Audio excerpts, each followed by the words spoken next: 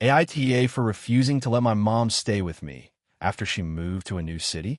I, 33F, recently moved to a new city for work.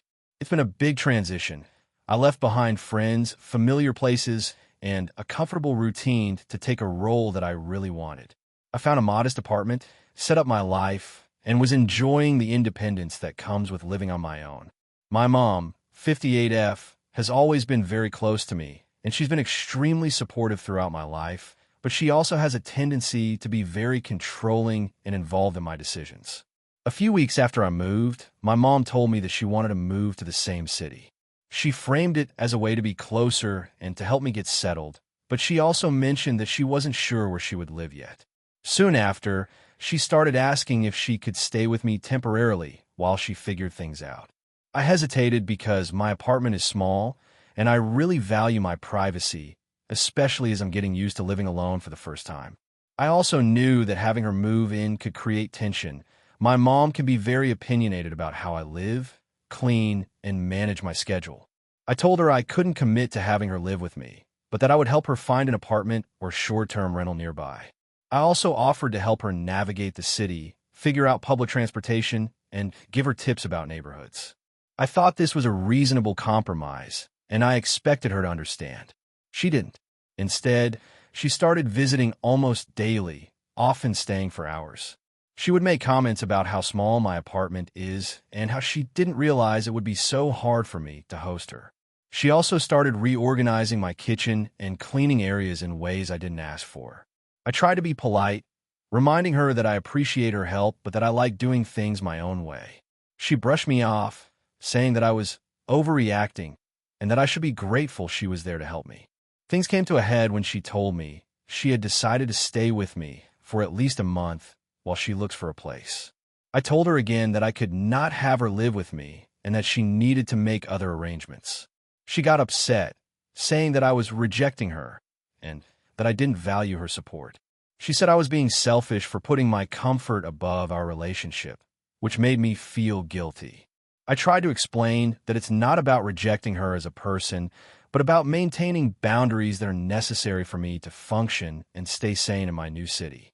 After that conversation, she started passive-aggressive behavior, leaving notes around my apartment about cleaning, making pointed remarks about how people in this city are so unfriendly when I asked her to leave, and sending long texts complaining about how I don't appreciate her. I feel like she's trying to guilt me into letting her stay, but I don't want to compromise my living situation or mental health. I've considered possible compromises like letting her stay a weekend or two while she looked for a place, but even short stays feel stressful because she doesn't respect my schedule. She tends to make unsolicited suggestions about everything in my life, from my diet to my work habits. I also worry that if I let her stay, it will be a slippery slope where she feels entitled to extended visits and constant input into my personal choices. Friends I've confided in say I'm justified and that having her live with me could create resentment and long-term strain on our relationship. Other family members have expressed disappointment and suggest I should make room for my mom, which makes me second-guess myself. I want to support her and be close, but I also need to establish independence and boundaries as an adult. Alex, my partner, agrees with me and supports my decision, but he also acknowledges that family dynamics are delicate. I've tried everything from offering alternative housing resources to scheduling specific times to hang out with her, but nothing seems to satisfy her. I feel trapped between wanting to maintain a positive relationship and needing to protect my home and personal space. So, AITA for refusing to let my mom stay with me after she moved to the city? I feel guilty because she is my mother and wants to be close, but I also know that having her live here would disrupt my life and create stress I don't need. I've tried to help her in other ways and compromise where possible, but she interprets my boundaries as rejection. I'm struggling to balance compassion, respect, and self-preservation, and I don't know if I'm being unreasonable or just protecting my own well-being. I keep thinking that maybe I'm overreacting, but every time I imagine her moving in, I feel anxious and stressed. I want to maintain our relationship without compromising my independence, but I'm worried she'll see me as cold or uncaring no matter what I do. I want to do the right thing, but I also want to live my life on my own terms. If you enjoyed the video, don't forget to leave a like and subscribe to the channel. It helps the content grow and motivates me to create even more great videos. Turn on notifications so you don't miss any new uploads. By the way, I'm curious, when do you usually watch my videos? While working, studying, or just relaxing at home? Let me know in the comments. I'd love to hear from you. Thank you for your support. AITA for not letting my cousin's wedding ruin my mental health. This is going to be long, but I feel like I need to explain everything for context. I, 28F, come from a very tight-knit family, and we all used to live in the same town. My cousin, Sophie, 30F, is the oldest in her family and has always been the center of attention in our extended family. Growing up, she was very charismatic but also manipulative in subtle ways. Over the years, I've learned to navigate around her personality, but I always try to keep the peace because family is important to me. A few months ago, Sophie got engaged to her long-term boyfriend, Jason, 32M. Initially, I was happy for her. She had gone through a couple of messy relationships, and it seemed like she had finally found someone who made her genuinely happy. She immediately started planning her wedding, which she wanted to be the wedding of the century. It quickly became clear that she expected everyone to accommodate her every whim, including scheduling conflicts, travel arrangements, and even lifestyle preferences. I have a history of severe anxiety and depression, which I've been managing with therapy and medication for a few years. My therapist had warned me that certain stressful situations, like large family events where conflict is likely, could seriously affect my mental health. When Sophie asked me to help with wedding planning, I tried to participate as much as I could without overextending myself. I offered advice and helped with small tasks, but I didn't want to take on anything too big. Sophie seemed irritated by my minimal help, but I thought it was manageable. Things started to escalate when Sophie announced the guest list.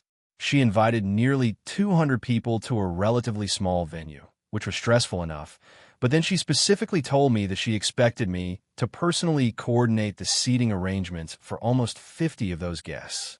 I explained that I couldn't commit to that because of my mental health and my full-time job. Sophie's reaction was immediate and dramatic. She accused me of being lazy and selfish and said that if I didn't take this responsibility, she would have to reconsider my role in the wedding.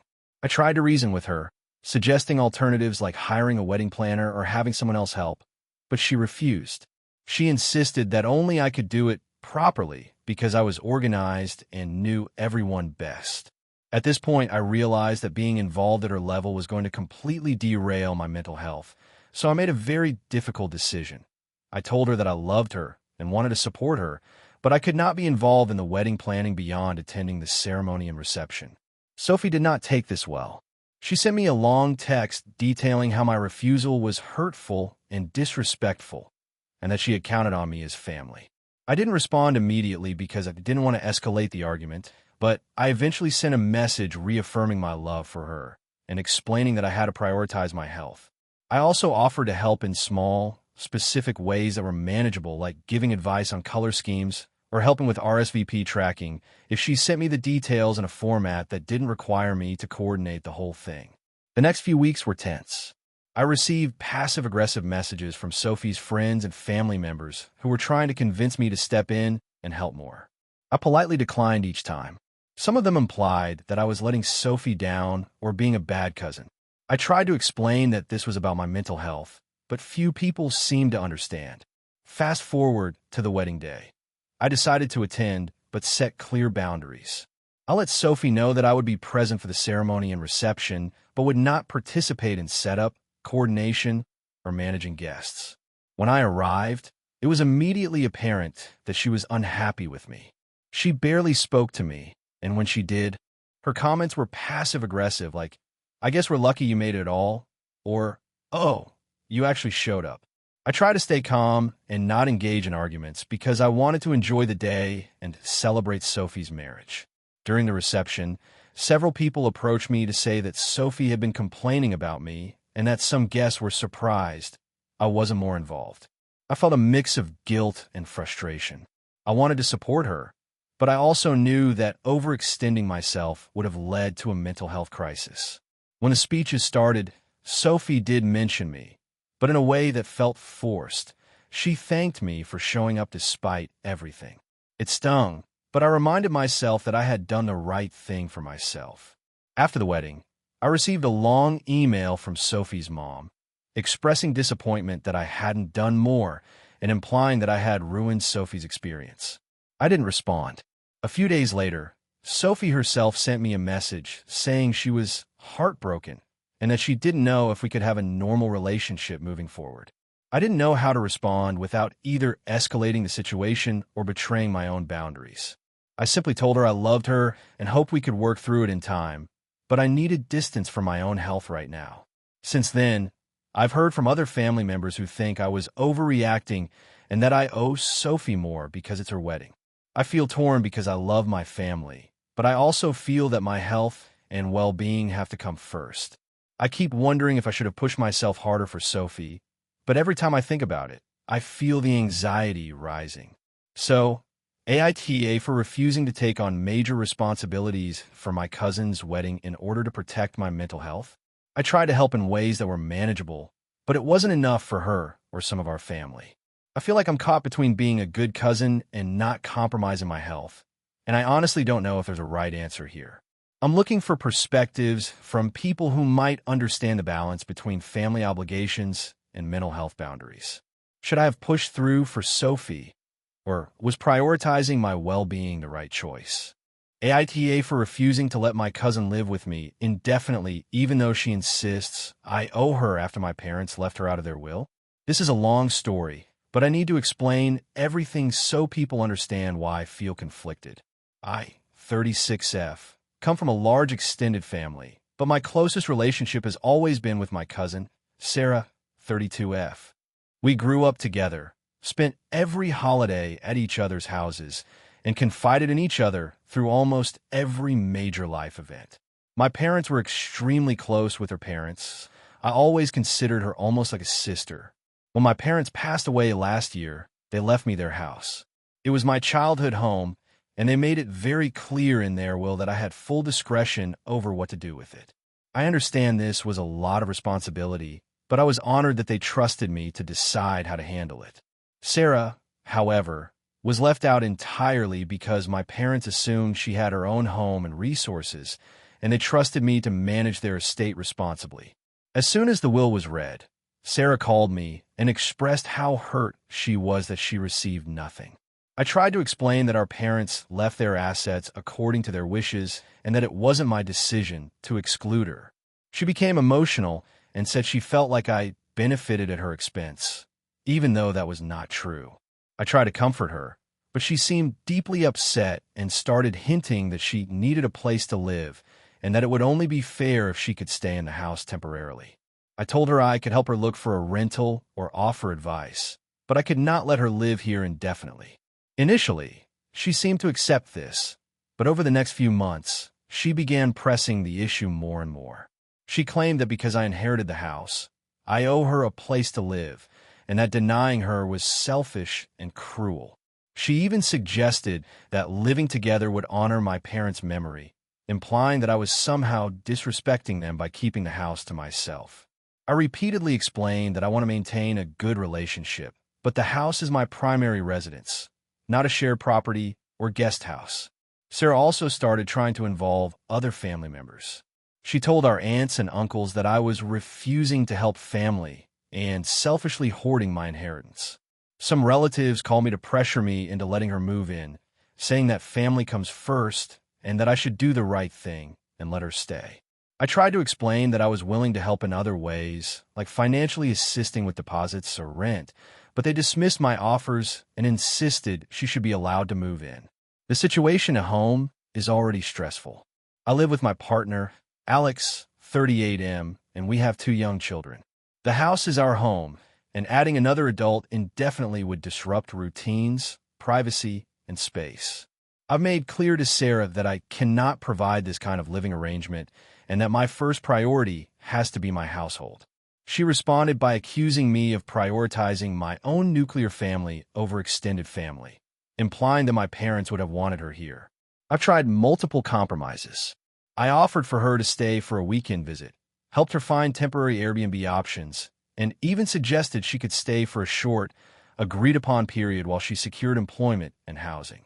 She refused all of these, saying that temporary is not enough and that only living in the house permanently would be acceptable. She even began to hint that if I didn't let her stay, our relationship might be damaged beyond repair.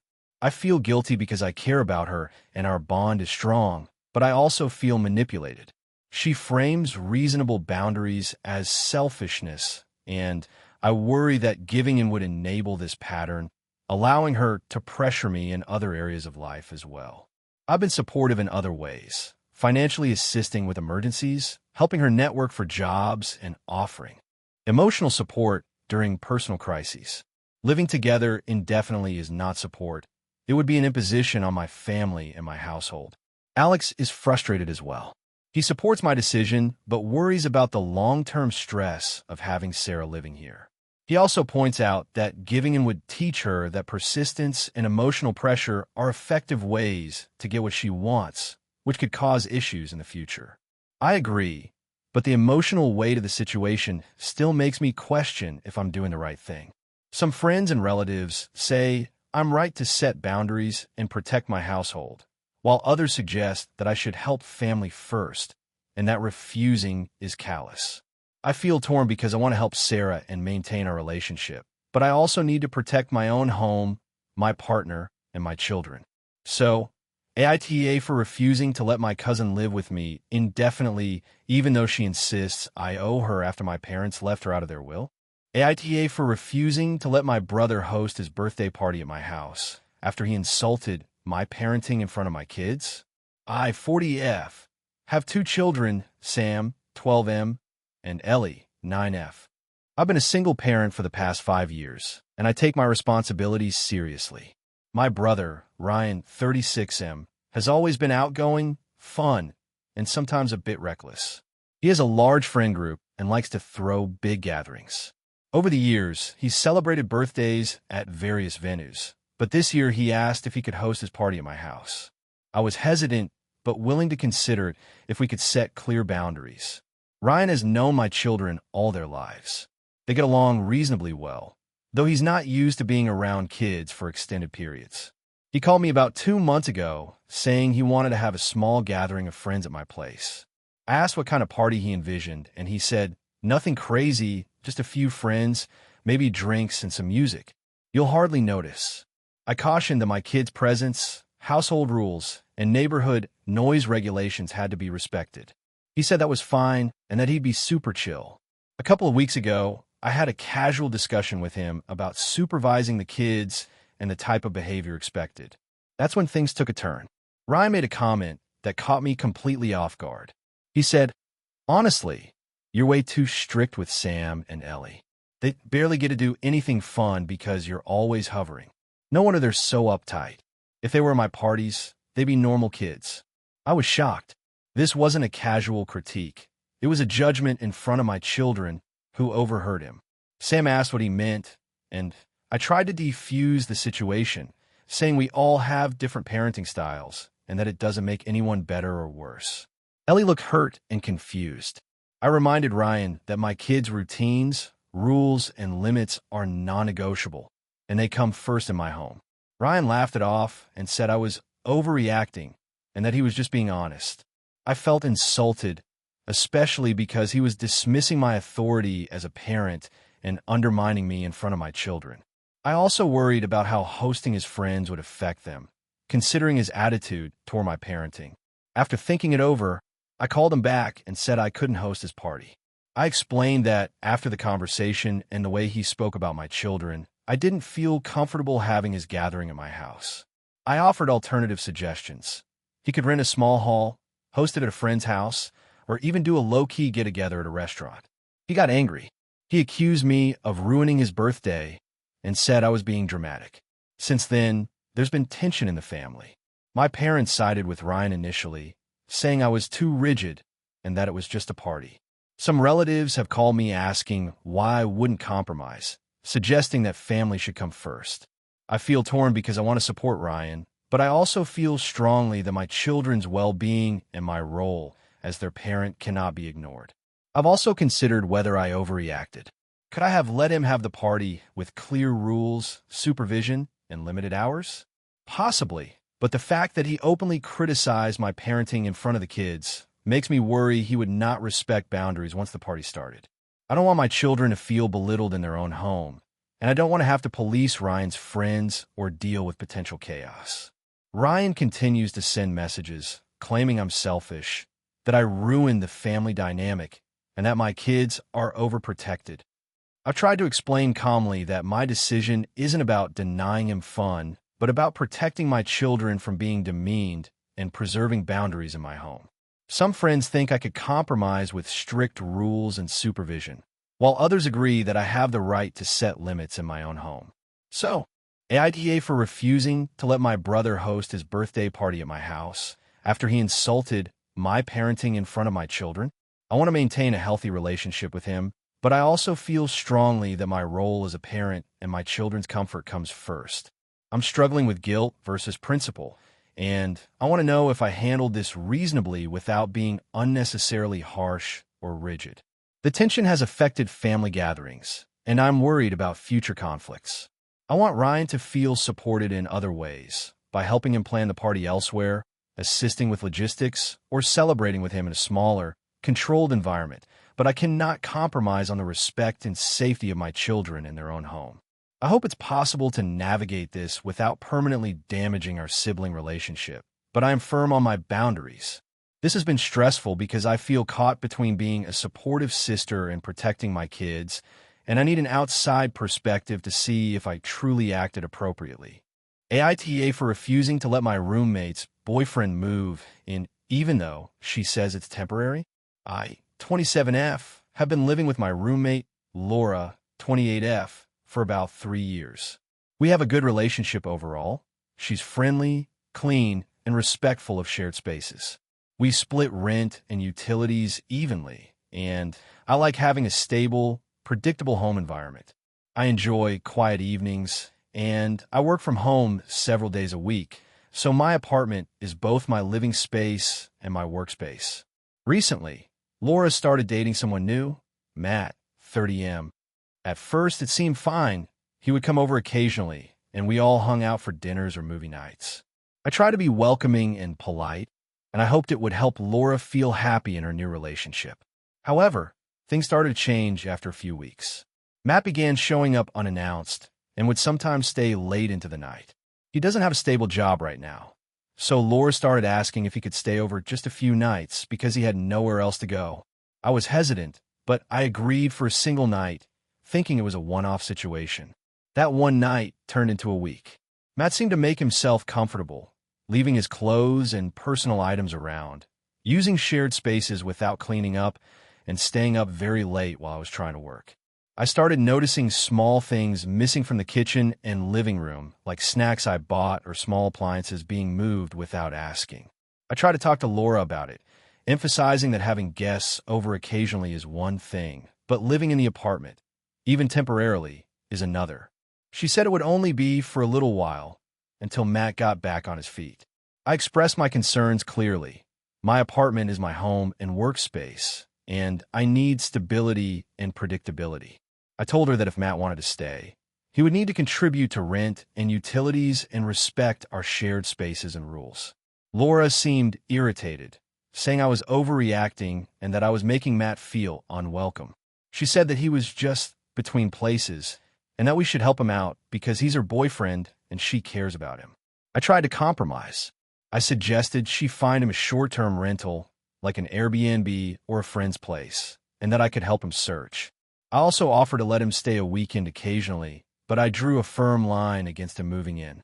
Laura got defensive and accused me of being selfish, saying I didn't care about her happiness or the fact that he was struggling. She said other friends would let him stay, and that by refusing, I was making life unnecessarily difficult. The tension has escalated over the past few weeks. Laura brings up Matt constantly in conversation, often complaining about how no one is helping him and how I'm making things awkward. She also makes passive-aggressive remarks about how I never support her decisions or don't understand what it's like to help someone you care about. Matt has tried to charm me, but it hasn't changed my mind.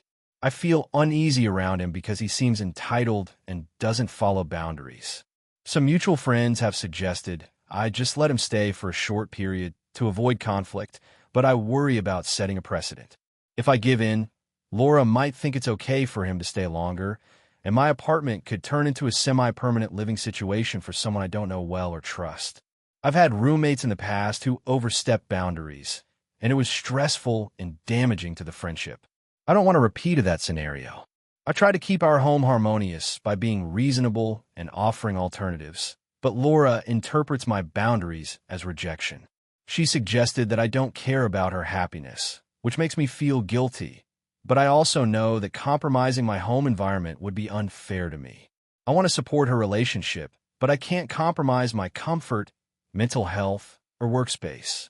So, AITA for refusing to let my roommate's boyfriend move in temporarily, even though she says it's just for a little while.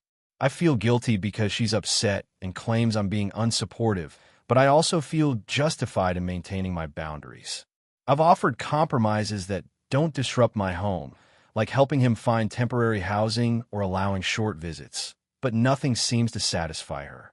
I'm trying to balance compassion for my friend and her boyfriend with protecting my own space and peace of mind. Every conversation with Laura now feels tense, and I worry about damaging our friendship long term. I want to do the right thing, but I also want to preserve my home as my sanctuary and ensure I can continue working effectively.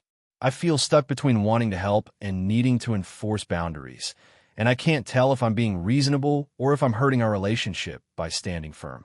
I've tried to explain that it's not about rejecting Matt as a person, but about maintaining my apartment as a safe and manageable space. I want to support my friend without compromising my own stability, but she seems to think any refusal is a personal attack. I'm exhausted and anxious, and I don't know how to navigate this without creating permanent conflict. AITA for refusing to help my sister move in with her boyfriend after she deliberately excluded me from her life for years. This story is going to be a bit long, but I need some outside perspective because my family is divided, and I genuinely don't know if I'm in the wrong here. I'll try to give as much context as possible. I, 32F, have a younger sister, Lila, 28F. Growing up, we were pretty close, although our personalities were very different. I was more academic, reserved, and careful with money and planning, while Lila was impulsive, social, and a bit reckless. Our parents tried to balance our differences, but there were always small tensions between us because of it. Around 8 years ago, Lila started dating someone I'll call Jason. At first, I tried to be supportive, but it quickly became clear that she was deeply obsessed with him. She would ignore family events if he had plans, and she started making choices that isolated her from our parents and me. I tried reaching out to her multiple times, inviting her over for family dinners or weekend visits, but she always declined or gave vague excuses. Over the years, she only communicated with me sporadically through text messages that were more about checking in than actual conversations. Fast forward to now, Lila recently called our mom very excitedly, saying she and Jason were moving in together and wanted everyone to celebrate. The problem is that she never mentioned this to me directly, and she didn't ask if I could help with the move.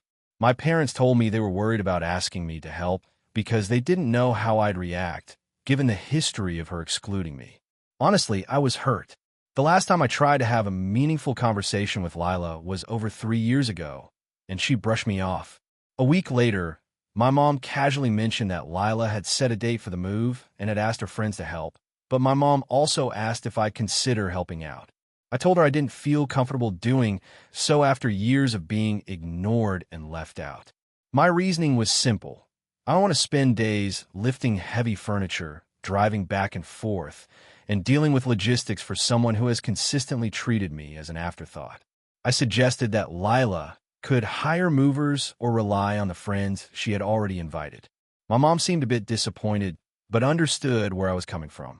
The problem started when Lila found out I wasn't planning to help. She sent me a series of angry texts calling me selfish, dramatically vindictive, and said that I was making a mountain out of a molehill. She said she had always considered me family and expected me to help without hesitation. I reminded her that family doesn't work that way when someone is repeatedly excluded and treated as disposable. I also pointed out that I've offered help and connection before, and she chose not to engage. She didn't reply to that, but she started posting on social media about how her amazing friends were helping her move while her so-called family couldn't be bothered. This led to a larger family dispute. My parents are upset with me, saying that families should come together in times like this, regardless of past grievances. My mom even hinted that if I don't help, I might regret it later, and my dad said I was overthinking everything. My cousins and a few friends have taken sides online, with some saying I'm being petty and need to just help my sister, while others are saying Lila has been manipulative and it's reasonable for me to set boundaries. Since then, Lila has not spoken to me directly, except for a few passive-aggressive comments online. I have no desire to sabotage her move or her relationship, but I also don't feel like I should be punished for expecting a basic level of respect and inclusion. I also feel guilty because part of me wonders if I'm overreacting. Maybe moving in together is a big deal, and maybe she genuinely thought I didn't want to help because I'm busy or something. I haven't blocked her, and I'm not planning to, but I also don't see myself reaching out proactively anytime soon. So, Reddit, here's the situation. I refuse to help my sister move in with her boyfriend because she has a long history of excluding me and ignoring my attempt to connect. My parents and some extended family think I'm in the wrong, and Lila is furious. Am I being unreasonable, or is it fair for me to set this boundary? I want to emphasize that I'm not trying to punish her or create drama for its own sake. I genuinely just don't see why I should invest my time and energy into helping someone who has spent years minimizing my presence in her life. But at the same time, I also don't want to permanently damage my relationship with her if there's still a chance for reconciliation. I've considered sending a polite message offering a small gesture like a card or a meal after the move, but I can't bring myself to physically help with the moving process. I worry that even this might be seen as too little or too late. So, Reddit AITA for refusing to help my sister move in with her boyfriend after years of her excluding me from her life? Or am I justified in setting this boundary, even if it makes the family upset? AITA for refusing to let my husband's sister move in with us indefinitely, even though she claims we owe her after her divorce. This is a long story, but I want to provide full context. I, 34F, have been married to my husband, Mark, 36M, for 8 years. We have 2 young children, ages 6 and 3, and a home we've worked hard to maintain. Mark has a younger sister, Jessica, 31F, who recently went through a messy divorce. She called Mark shortly after the divorce was finalized, saying she had nowhere to go and asking if she could move in temporarily with us until she figured out her next steps. Initially, Mark and I discussed it. I explained that our house is not particularly large, that we already have 2 kids, and that we both work full-time. I also expressed concern about the emotional toll of having someone live with us indefinitely, especially given the children's routines and privacy concerns. Mark acknowledged these concerns but argued that Jessica was family and needed support during a difficult time. After some debate, I reluctantly agreed to a short-term stay, expecting it to last no more than a few weeks while she arranged housing. Jessica moved in about 3 months ago. At first, things were manageable. She stayed in the guest room, cooked occasionally, and seemed intent on finding a new apartment. However, after a few weeks, she stopped actively looking for work or housing. She spends most of her days at home, often playing video games, watching TV, or scrolling through social media. She rarely contributes to chores, leaves dishes in the sink for days, and often rearranges the house to suit her comfort without consulting anyone. I try to talk to her about it. I explained that the original agreement was temporary and that she needed to make concrete plans to find her own place. I also reminded her that living with us indefinitely would be disruptive for the children and stressful for her household. Jessica became defensive and said I was being cruel and unsupportive. She insists that I owe her because she's family and because I have a stable life while she's struggling. She even went so far as to suggest that I'm prioritizing my comfort over family bonds. Mark started defending her, He argued that Jessica is going through trauma and that we should make sacrifices for her. He insists that we're morally obligated to let her stay as long as she needs. I countered that supporting someone does not mean allowing them to live in our home indefinitely without contributing or making an effort to rebuild their life. Mark acknowledges my point, but continues to push for her to stay, saying it's a family duty. The situation has caused tension in our household. The children have started noticing the stress and occasional arguments between us. Alex, my eldest, has been asking why Aunt Jessica seems to live here all the time, and my youngest has become clingy, likely reacting to the change in routine. The house feels crowded, and I feel like I've lost privacy and control over my home. Even simple things like using the bathroom or cooking dinner have become logistical challenges. Jessica also started involving other relatives. She's told our parents and aunts that I'm refusing to help family and painting me as unkind and selfish. Some of them have called or texted to pressure me into letting her stay, claiming I'm being unreasonable and that family obligations should override personal boundaries. I've tried to explain my position calmly, but they dismiss it and suggest that I should just let her live there to avoid conflict. I've attempted multiple compromises. I offered to pay part of a rental deposit for her to move into a small apartment, helped her search for housing, and even suggested she could stay weekends or short periods while actively pursuing independent living. She rejected all alternatives, insisting that only living full-time in our house is acceptable. She has also started making emotional appeals, implying that our parents and Mark will blame me if I don't let her stay. I feel torn because I do want to support her, but I also feel manipulated. Giving in would not help her. It would enable dependency and resentment on both sides. Mark and I have discussed boundaries repeatedly, but he sometimes frames my refusal as a lack of compassion or family loyalty, which makes me feel guilty. I also worry about long-term implications. If I let her stay indefinitely, she may continue to take advantage of our household, and it could permanently alter the family dynamics and our children's sense of stability. I've consulted friends, and some say I'm right to enforce boundaries and protect my household, while others argue that family comes first and that I should sacrifice comfort for Jessica's well-being. I feel like I've tried every reasonable compromise, helping her financially, supporting her emotionally, and allowing a short-term stay, but nothing satisfies her, and the ongoing pressure is exhausting.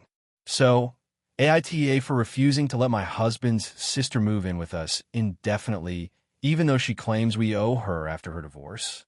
AITA for refusing to pay for my friend's destination wedding after she accused me of not supporting her. I, 33F, have a longtime friend, Sarah, 32F, who I've known since college. We've shared many milestones together, and I consider her one of my closest friends. Recently, she got engaged and announced she was planning a destination wedding in Hawaii. The news came with a massive caveat. She expected her guests to cover their own travel, lodging, and part of the wedding package, which amounted to roughly $4,500 per person. Initially, I was excited for her and congratulated her sincerely. I understood that destination weddings often come with high costs, but this price was significantly higher than I could comfortably afford without going into debt. I decided to be honest with Sarah and told her that while I wanted to attend, I couldn't commit financially to something so expensive. I offered to contribute as much as I could toward a gift or travel, but explained that covering the full amount would be impossible for me. Sarah reacted poorly.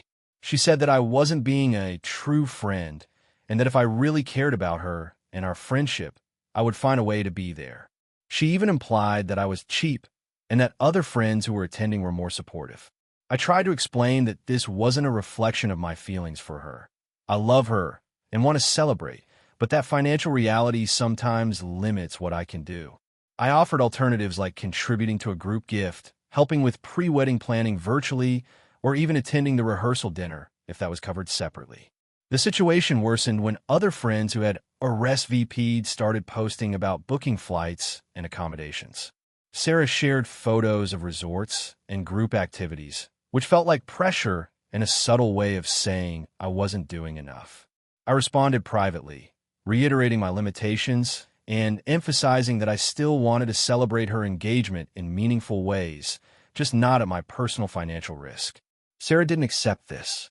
She sent a long message explaining how disappointing it was that I wasn't attending and said she felt hurt that I wasn't prioritizing our friendship. She mentioned that the wedding was a once-in-a-lifetime event and that it meant a lot for her closest friends to be there. She also said she couldn't understand why money was an issue because I had a steady job and other friends in similar financial situations were making it work. I tried to explain my situation clearly. My rent and living expenses are high. I have student loans, and I also financially support my younger sibling who is in college. The $4,500 wasn't a trivial amount. It would have required taking on credit card debt and cutting back on essentials. I reminded her that friendship isn't measured by the amount of money spent or by attendance at a single event, but she didn't seem receptive. I also feel frustrated because this isn't the first time Sarah has conflated financial generosity with loyalty. In college, she often expected me to cover group outings or expensive dinners, and if I declined, she would express disappointment. I don't resent her for being ambitious or wanting a luxurious wedding, but I do feel that she's being unfair in her expectations of friends. Our mutual friends are divided. Some say I should figure it out and attend regardless of cost because it's her wedding, while others agree that attending a destination wedding is a personal financial choice and that I'm justified in setting limits. I've been feeling guilty because I value her friendship and want to maintain it, but I also know that overextending myself financially could lead to stress and resentment. I try to suggest compromise again, maybe helping plan a local bridal shower, sending a meaningful gift, or hosting a post-wedding celebration. But she brushed these off, insisting that her wedding is the event that counts. I'm at a loss because I want to show support in every way I can, but it feels like my presence is only validated if I spend an unrealistic amount of money. So, AITA for refusing to pay for my friend's destination wedding when doing so would put me in financial jeopardy, even though she feels abandoned and other friends are attending. I feel like I'm trying to support her in other meaningful ways without overextending myself, but I'm not sure if I'm being selfish or if my boundaries are reasonable.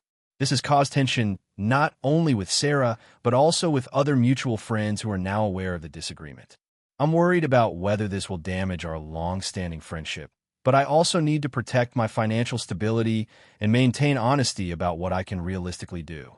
I want to celebrate her in ways that are sustainable for me, but she seems unable to see any form of support that doesn't involve spending thousands on travel and lodging. This has left me feeling guilty, frustrated, and stuck between wanting to honor a lifelong friendship and needing to respect my own financial limitations. Hey friends, if you enjoy this content, don't forget to like the video and share your thoughts in the comments. We really want to know what you like and what can be improved. What do you think of the video? Are there any topics you'd like to see in future videos? Your feedback really helps us get better. Thanks for being with us. AITA for refusing to let my sister stay with me after she had a fight with our parents. I, 31F, have always been close with my younger sister, Emily, 27F, though our personalities are very different. I'm very independent, organized, and value structure, while Emily is more impulsive and emotional. We get along most of the time, but living together as adults has never been an option because of our differences, and we've both respected that boundary. I live alone in a small apartment that I've worked hard to make comfortable and peaceful, especially since I work long hours from home. Last week, Emily called me in tears. She said she'd had a massive fight with our parents and didn't feel safe or comfortable staying at their house for a few days. She asked if she could stay with me while she cooled down and figured out what to do next. I felt torn because I love my sister and I wanted to help, but I also knew that her staying with me could disrupt my routine and create tension. I asked a few questions to understand the situation. She said our parents had yelled at her for missing deadlines at her new job, and then they brought up old arguments about her lifestyle choices. Emily felt attacked and unfairly treated, so she left in a rush without a clear plan.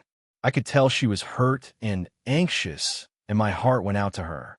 However, I also knew that I work long hours, and having someone emotionally upset in my apartment could be challenging for both of us. I explained to Emily that I couldn't have her stay in my apartment because I need my home to be a stable and quiet space. I offered to help in other ways. I could find her a short-term Airbnb, help her contact friends in the city who could host her for a night or two, or even help her figure out public spaces where she could safely decompress while she sorted things out. I tried to be supportive but firm in my boundaries. Emily was upset and accused me of not caring about her. She said that my refusal made her feel abandoned and that I was putting my comfort above family. She argued that this was an emergency and that I should make an exception since she had nowhere else to go. I reminded her that emergencies don't always mean that personal boundaries should be ignored and that I could support her in ways that didn't involve her moving in with me. She didn't see it that way. Over the next few days, Emily called and texted constantly, asking if I had changed my mind and expressing frustration that I wasn't helping her in the way she wanted. She said that other friends and family would help her, but she wanted my support specifically. She also implied that I was selfish for not letting her stay. I started feeling stressed and anxious every time my phone rang, and I noticed that my work focus was suffering because I was constantly worrying about her. I offered another compromise. I said she could come over for a few hours to eat, shower, and talk, but that she couldn't stay overnight. I even offered to sit with her while she made calls or arrangements for temporary lodging. Emily reacted angrily, saying it wasn't enough and that I was making her struggle unnecessarily. I tried to explain that the issue is not a lack of care, but maintaining a safe and stable environment for myself, especially given my work and mental health needs. Some family members have expressed that I should just let her crash for a few days, but I feel that once she moves in, even temporarily, it could create resentment and stress for both of us. Emily has a history of being emotionally intense when upset, and I fear that having her in my space could lead to arguments or unhealthy dynamics. I also worry that my home could become a place of tension rather than comfort, which is the opposite of what I need right now. My partner, Alex, supports my decision and reminded me that boundaries are important, even with family. He said that helping Emily doesn't have to mean letting her live in our home, and that I'm not being a bad sister for protecting my personal space. I know this logically, but emotionally, I feel guilty every time I think about her struggling and feeling alone. So, AITA for refusing to let my sister stay with me after she had a fight with our parents. I want to help her and be there for her, but I also need to protect my home, work environment, and mental health. I've tried to offer alternatives and compromises, but she sees them as inadequate. I feel torn between supporting her and maintaining my own stability, and I don't know if I'm being unreasonable for standing firm on my boundaries. I've thought about letting her stay for just one night, but I worry that it would open the door for extended stays or make her feel entitled to my space in future conflicts. I want to maintain a healthy relationship with Emily without sacrificing my own well-being, but she interprets my boundaries as rejection. I'm struggling with guilt, anxiety, and fear that my refusal could permanently damage our relationship, even though I believe I'm acting responsibly and reasonably. I've done everything I can think of to support her in ways that don't involve her living with me, but she keeps insisting that I'm making her struggle unnecessarily. I feel like I'm caught between compassion and self-preservation, and I'm unsure whether my boundaries make me the asshole. AITA for refusing to let my sister's fiancé stay in my house after an argument at my birthday party. So, a bit of background first. I, 32F, recently moved into a new apartment after living with roommates for years. It's not huge, but it's mine, and I take a lot of pride in how I've set it up. I've always been close with my family, especially my younger sister, Emma, 28F. Emma has been dating her fiancé, Mark, 30M, for about 3 years now, and while I like him well enough, we don't exactly click. He's charming, but can be a bit overbearing and dismissive at times, especially in social situations. A couple of weeks ago, my birthday rolled around. I decided to host a small gathering at my place, inviting close friends and family. I specifically told everyone that I wanted it low-key because my apartment isn't huge and I wanted people to feel comfortable, not crammed. I also mentioned that this was a home event, not a sleepover, so I didn't expect anyone to stay over. The party started fine. Drinks, snacks, some music in the background. People were mingling, laughing, and the mood was good. Mark, however, came in a little late and immediately started trying to reorganize my living room furniture so everyone could move around more easily. I politely declined, saying I liked it the way it was. He shrugged it off, but continued commenting on my choices all night. The first real tension happened when Emma and Mark decided they were going to crash in my bedroom for a nap at some point, because it's cozier than the couch. I told them firmly that the bedroom was off limits, that it was private, and that there were plenty of spots in the living room. Emma got a bit defensive, saying she didn't want to nap on the couch and that Mark wasn't feeling well. I stood my ground, explaining again that the bedroom was not available. Mark made a sarcastic comment about me being too uptight and having control issues, which annoyed me, but I tried to keep the party mood. Later in the evening, I caught Mark helping himself to alcohol from my cabinet without asking. I confronted him, and he said, "Relax, it's your birthday. Don't be so strict." I reminded him that it's still my home, and I would appreciate being asked first. That's when Emma started defending him and got a bit snippy, implying I was being unreasonable. At that point, I realized I was starting to get really frustrated and politely asked them to leave if they didn't respect my boundaries. Emma got upset, saying I was ruining her night and turning my party into a dictatorship. Mark joined in, accusing me of hating him for no reason and being selfish on my birthday. I told them both that my boundaries were valid and that if they wanted to stay and act entitled, they were free to leave. Emma stormed out with Mark following her, leaving a tense silence in my apartment. Now, here's the part that led to the bigger conflict.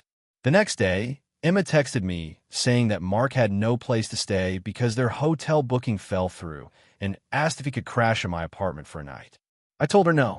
I reminded her of what happened at my birthday party, that I valued my privacy, and that letting him stay after the way he had treated my home and my rules was not something I was willing to do. I also mentioned that our apartment isn't set up for overnight guests comfortably, and I wasn't comfortable sharing my space with someone who had been disrespectful. Emma's response was intense.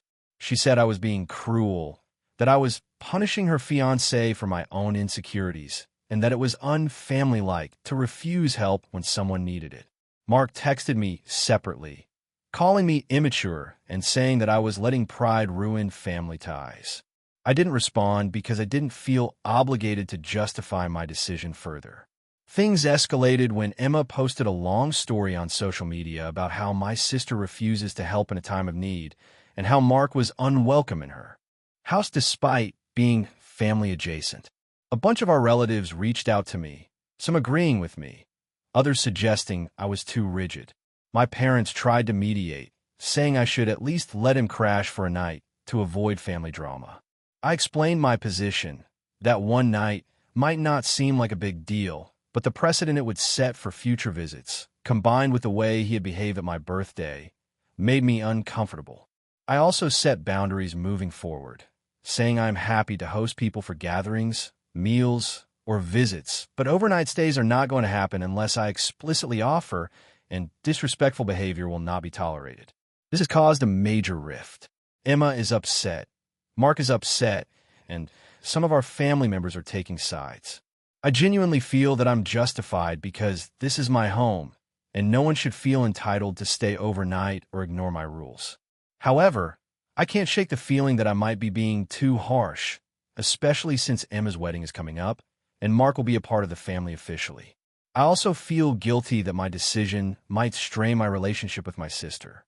So, AITA for refusing to let my sister's fiancé stay in my apartment after the way he behaved at my birthday party. AITA for refusing to let my brother live with me indefinitely even though he claims I owe him after I inherited my parents' house.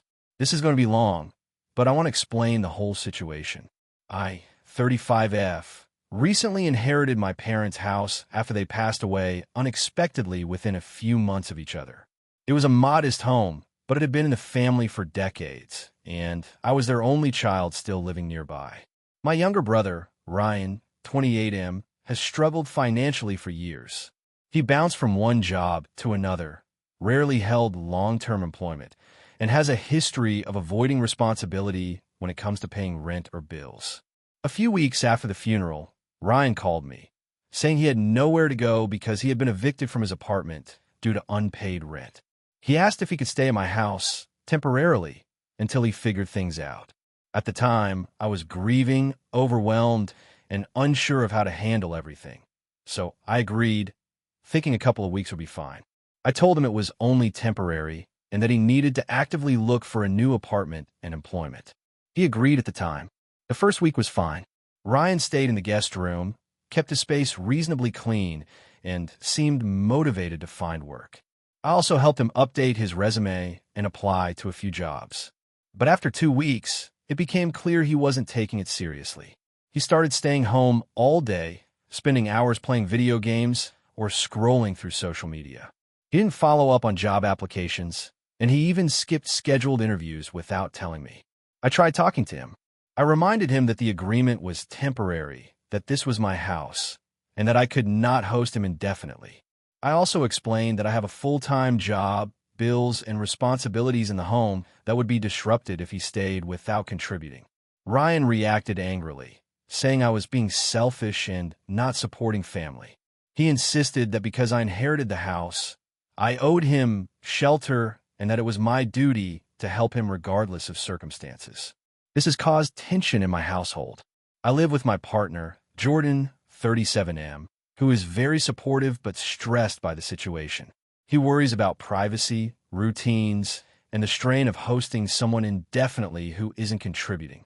Ryan leaves dishes in the sink for days, uses our car without permission, and sometimes brings friends over without notifying anyone.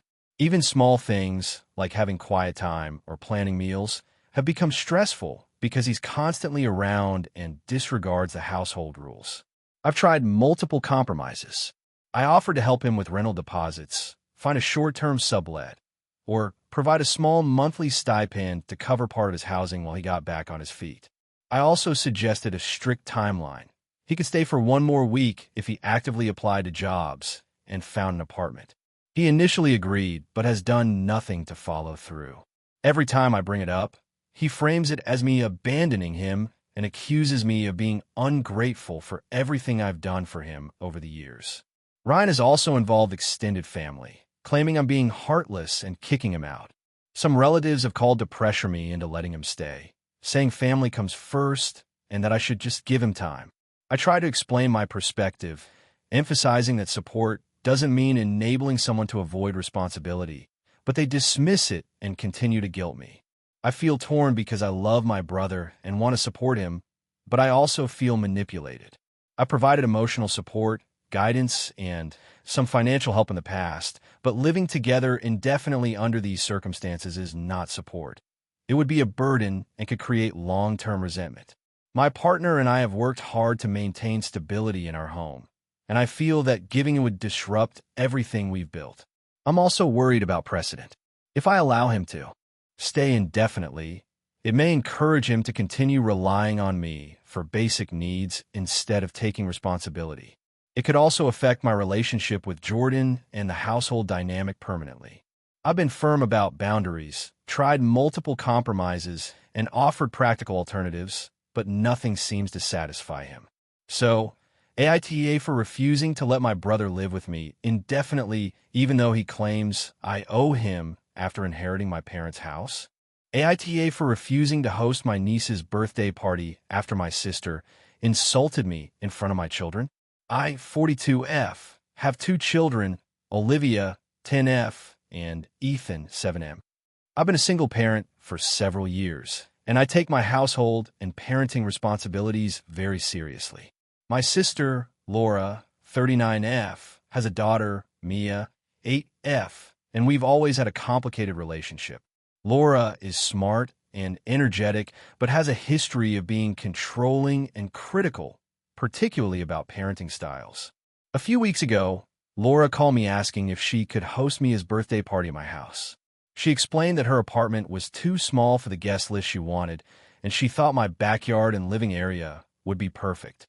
I said I would consider it, but needed details: number of guests, activities, supervision, and how long the party would last. I also mentioned that Olivia and Ethan's routines and space would need to be respected, including bedtime, schoolwork, and their play areas.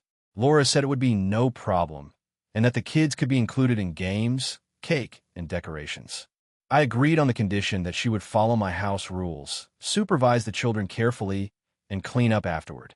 I expected that she would respect this, but the situation escalated during our planning conversation. While we were discussing party logistics, Laura said, "Honestly, your kids are too uptight. They never have any fun, and it's your fault. They're so controlled that it's no wonder they're not like other kids. Mia's going to have way more fun because I know how to parent." I was shocked. She made this comment in front of my children, who were within earshot. Olivia immediately asked if she was being a bad kid for following my rules, and Ethan looked confused. I told Laura to stop and explain to my children that everyone has different rules at home, and that doesn't make them wrong. Laura laughed it off and said I was overreacting and too defensive. After this, I felt uncomfortable hosting the party. Her comment wasn't just a casual critique.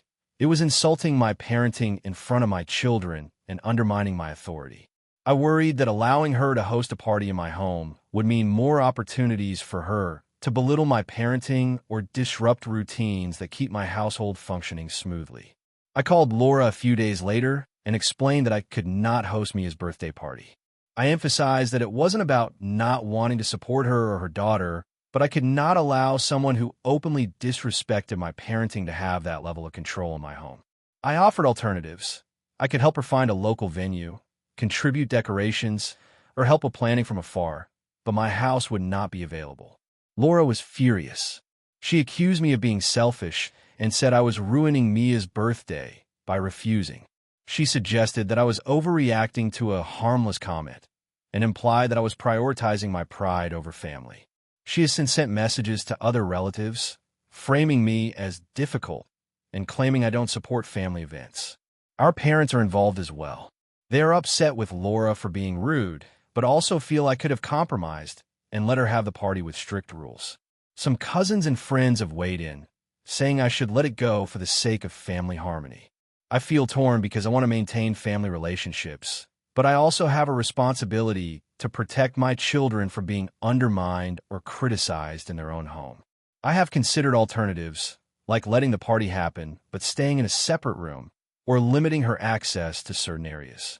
However, given past experiences, I am concerned that she would not respect boundaries and that my children would witness further criticism. I have seen situations like this escalate quickly, creating tension, tears, and long-term resentment.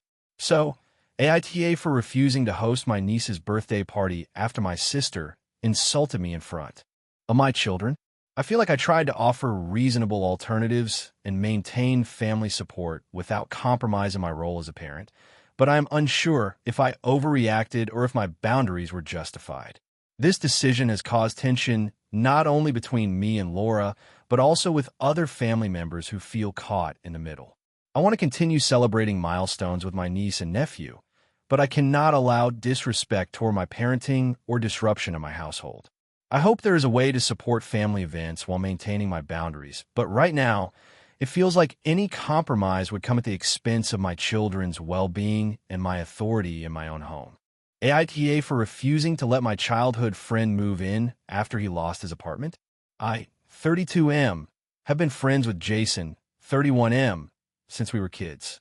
We grew up in the same neighborhood, went to the same schools, and have shared countless memories.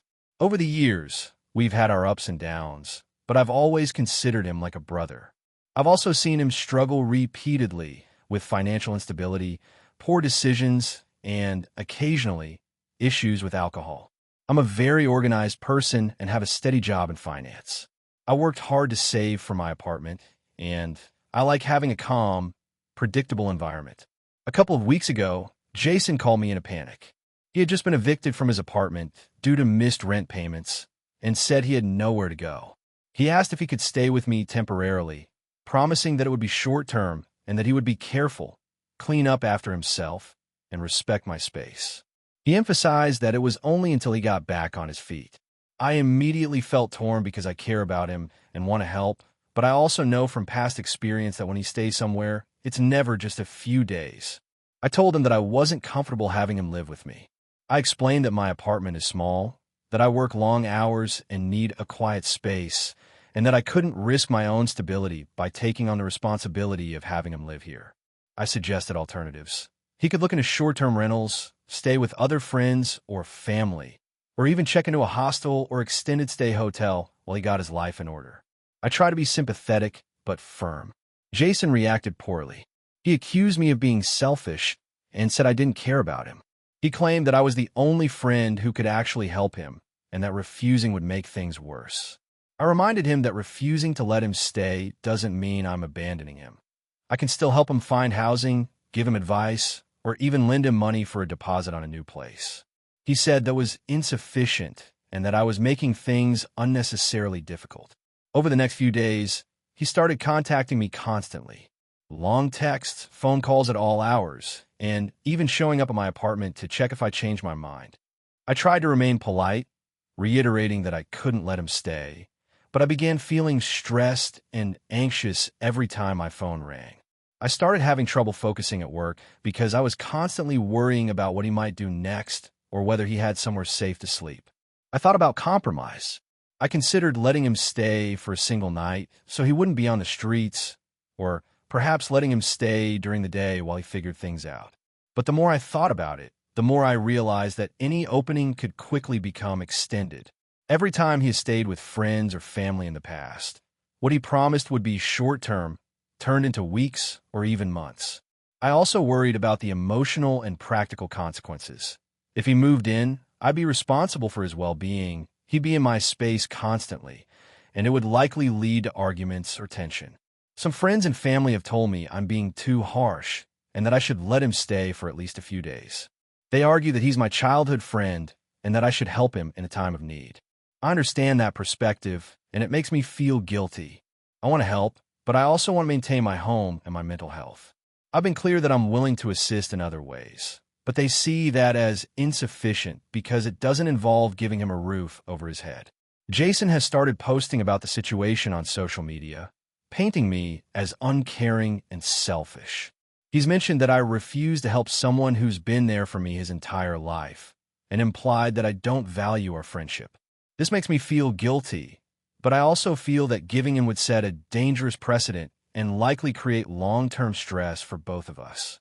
I want to support him, but I can't compromise my own stability and peace of mind. Alex, my partner, agrees with my decision and reminds me that boundaries are necessary for healthy relationships.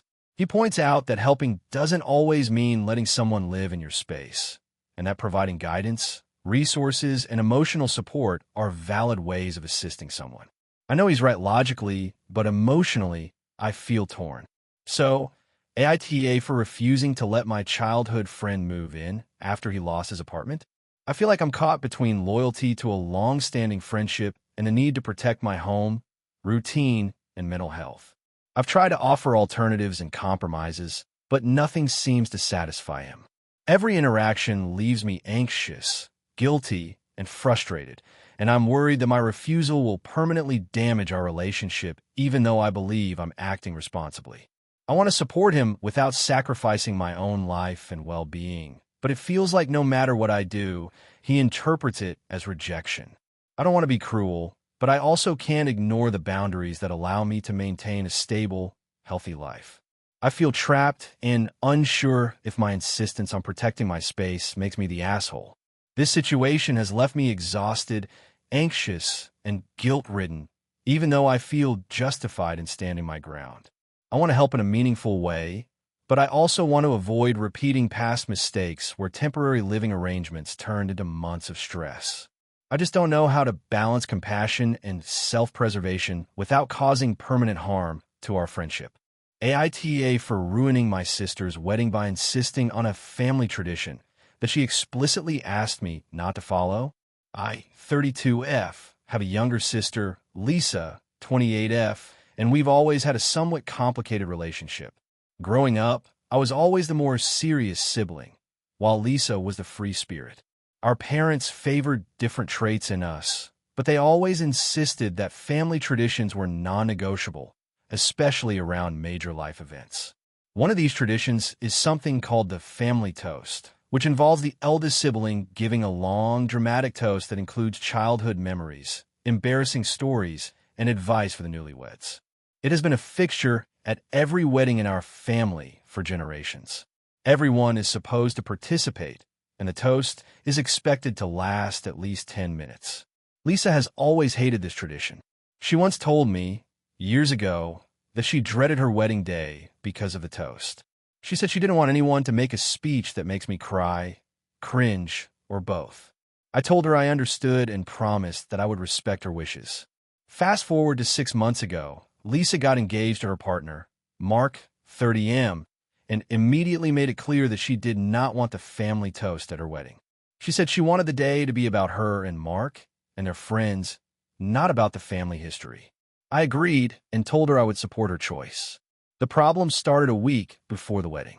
My parents called me, reminding me that the family toast was our duty and that it would be awkward if I didn't give it. They insisted that Lisa's request was unusual and that it would break tradition in a way that would disappoint extended family. I told them I had already agreed with Lisa and that I was not going to give the toast. They were not pleased, but eventually they seemed to back off. At the rehearsal dinner, my parents brought it up again. My father said, "It's your responsibility. You've done it before, and everyone expects it. Can't you just make it short?" I reiterated that Lisa didn't want it, and that it was her day, not mine. My father's face darkened, and he said, "You're letting her get away with ruining tradition. One day, she'll understand why this matters." My mother just sighed and said nothing. The day of the wedding arrived, and everything was beautiful. Lisa looked radiant, and Mark seemed overjoyed. The ceremony went off without a hitch. During the reception, everyone was mingling and enjoying themselves. Then, my parents cornered me and said, "Just do the toast. Keep it under 5 minutes. No one will mind." I hesitated, but the pressure was intense. I knew that my parents were watching me closely, and I didn't want to deal with the fallout if I refused entirely. I gave in. I went up to the microphone and started the toast. At first, I tried to be very brief and neutral. I talked about Lisa and Mark meeting, their shared interests, and my happiness for them. But then, instinctively, I began to include some childhood anecdotes, the kind of embarrassing stories that everyone in my family expects in a toast. I thought I was keeping it lighthearted, but I could see Lisa's expression change. Her smile faltered, and her hands clenched. By the middle of my toast, I realized I was crossing a boundary. The stories were exactly what she didn't want. Tales of awkward teenage moments, the time she had a disastrous school play, and a story about her first crush that made the room laugh uncomfortably. I noticed that Mark looked uneasy, and I could hear murmurs from her friends. My parents, on the other hand, were clearly enjoying it, smiling and nodding as if I was doing the right thing. Lisa whispered to me, "Stop. Please stop."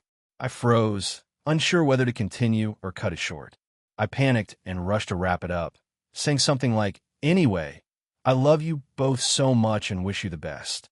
The damage was done. Lisa walked away, clearly upset. Mark stayed behind to calm her down. Several guests later told me that I had made her cry during what was supposed to be a happy moment. After the wedding, Lisa barely spoke to me for a week. When she finally confronted me, she said, "I can't believe you did that. I asked you not to. I trusted you, and you humiliated me in front of everyone." My friends were shocked, and I was mortified. I tried to explain that I felt pressured and that I didn't want to disappoint our parents. I thought she would understand that it was a difficult situation, but she was furious. My parents, of course, think I did the right thing. They told me I kept the family alive and that Lisa would eventually appreciate the stories. My friends and some relatives think I was wrong to give the toast against her wishes, but others say that family tradition is important and that I shouldn't have caved to her overreaction. Now, Lisa has essentially cut back contact with me. I feel guilty because I genuinely wanted to respect her wishes, but I also felt trapped by the expectations of my parents and the extended family.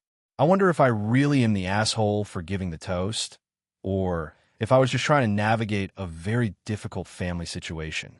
AITA for giving a wedding toast, I was asked not to, even if I was trying to respect tradition and avoid disappointing my parents.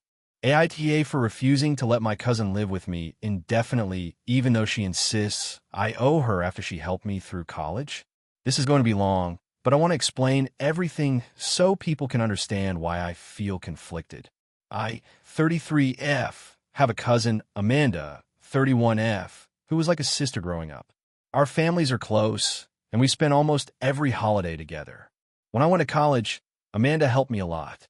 She offered financial support at times, lent me money for books, and even let me stay with her for a couple of weeks when I needed a place to crash. I always appreciated her support, and I made it clear to her that I would never forget her kindness. A few months ago, Amanda went through a breakup and lost her apartment due to financial difficulties. She called me in tears, saying she had nowhere to go and asked if she could stay with me for a little while until she got back on her feet. At the time, I was going through a stressful period at work and living in a small apartment with my partner, Daniel, 34M, and our 5-year-old son. I hesitated, but ultimately agreed, thinking it would be manageable for a short period. I made it clear that her stay was temporary and that she needed to make a plan to find her own place. Amanda agreed and moved in. At first, things were okay. She stayed in the guest room, kept her space mostly tidy, and seemed motivated to look for jobs and a new apartment. I even helped her update her resume, applied for jobs with her, and gave her advice about finding a rental. However, after about 3 weeks, it became clear that she wasn't putting in much effort. She started sleeping in late, spending hours on social media, and rarely applied to jobs. She began leaving dishes in the sink for days, used our bathroom at odd hours, and sometimes brought friends over without asking. I tried talking to her multiple times. I reminded her that the arrangement was temporary and that she needed to actively work toward independence. I explained that my household has routines, responsibilities, and a young child to consider, and that having someone live here indefinitely without contributing or showing effort was not feasible. Amanda became defensive and said I was being ungrateful and not honoring our history. She insisted that I owe her because she helped me during college and that refusing to let her stay would be selfish and cruel. This has caused tension in my household. Daniel is supportive of me, but frustrated with the disruption. He points out that the living room, kitchen, and bathroom are constantly occupied, and that Amanda's presence has created a stressful environment for all of us. Our son has noticed the tension, and his bedtime and daily routine are being affected. Even small tasks, like cooking meals or relaxing in the living room, have become more complicated because we have to work around her schedule and behavior. I've tried compromise. I offered to help her financially with a rental deposit, cover a month's rent for a short-term sublet, and even suggested she could stay for a strictly defined period if she actively pursued jobs and housing. She rejected all alternatives, saying that temporary is not enough and that only living with me would work. She has also started using emotional appeals, telling me she feels abandoned and claiming that our relationship will be damaged if I don't let her stay. Amanda has also involved other relatives, telling them that I'm being cruel and refusing to help family. Some relatives have called me, pressuring me to allow her to live with me indefinitely. They argue that family obligations should take priority over my household needs and that I am acting selfishly by refusing. I've tried to explain my reasoning, but they dismiss it and say I should just give her a chance and be a good cousin. I feel torn because I do care about Amanda and want to support her, but I also feel manipulated. Giving in would not help her in the long term. It would encourage dependency and likely create resentment on both sides. I provided emotional and financial support in other ways, and I want to maintain a healthy relationship, but having her live here indefinitely under these circumstances is unsustainable. I'm also concerned about precedent. Allowing her to stay indefinitely without contributing or showing effort may reinforce unhealthy behavior patterns and could create ongoing conflict in my household. I've tried to communicate boundaries clearly, offered practical alternatives, and been supportive in ways that don't compromise my family's well-being, but she refuses all solutions.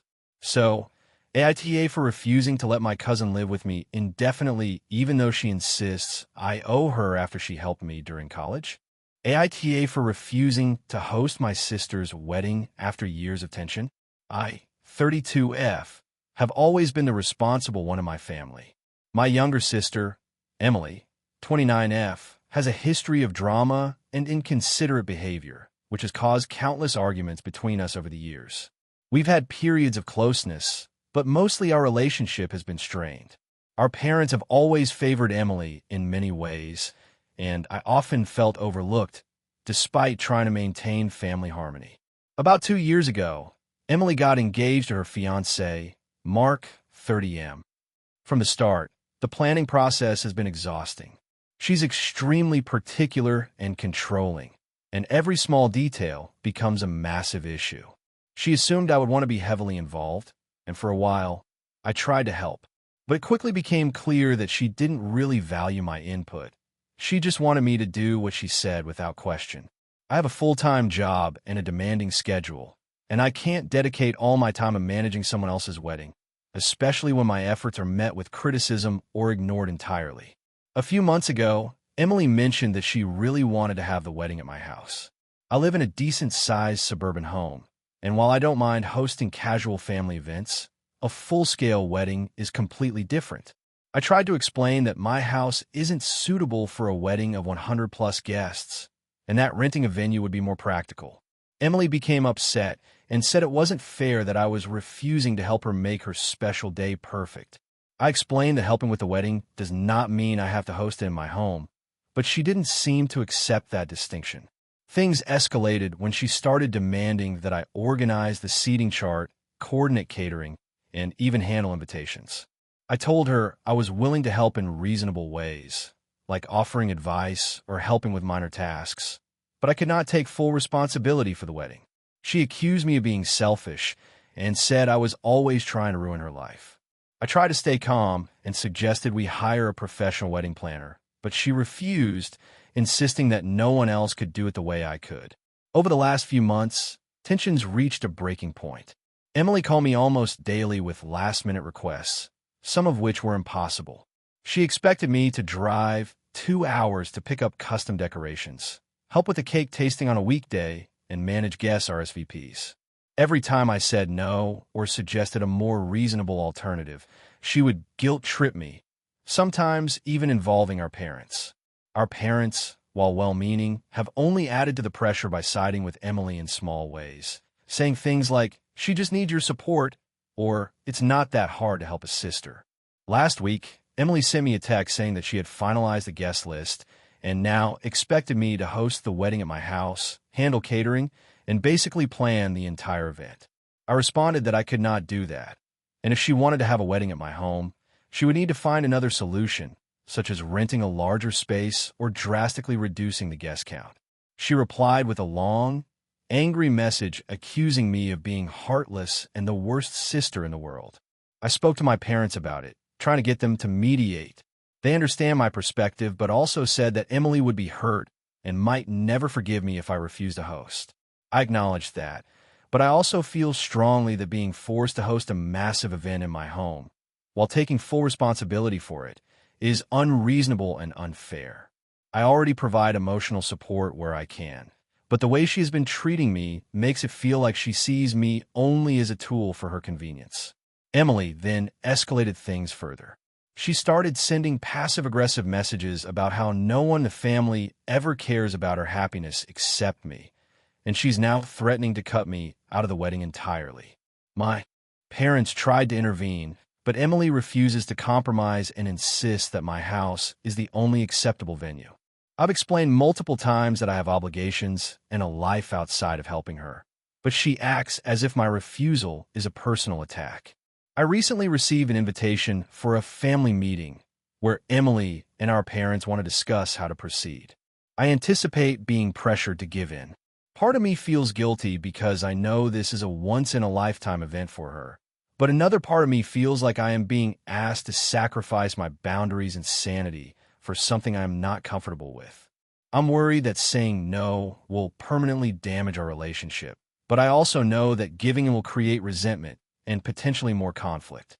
I have offered several compromises, helping with invitations, being part of the wedding party, or assisting in small ways that do not involve me hosting or managing the logistics. Emily refuses all of these solutions. She says that nothing is acceptable if it's not perfect, and I feel trapped in a situation where I am either vilified for saying no or overwhelmed if I say yes.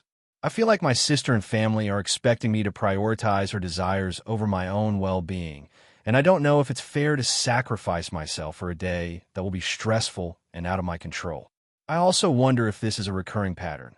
Whenever Emily wants something, everyone expects me to provide it, and if I resist, I am cast as the villain.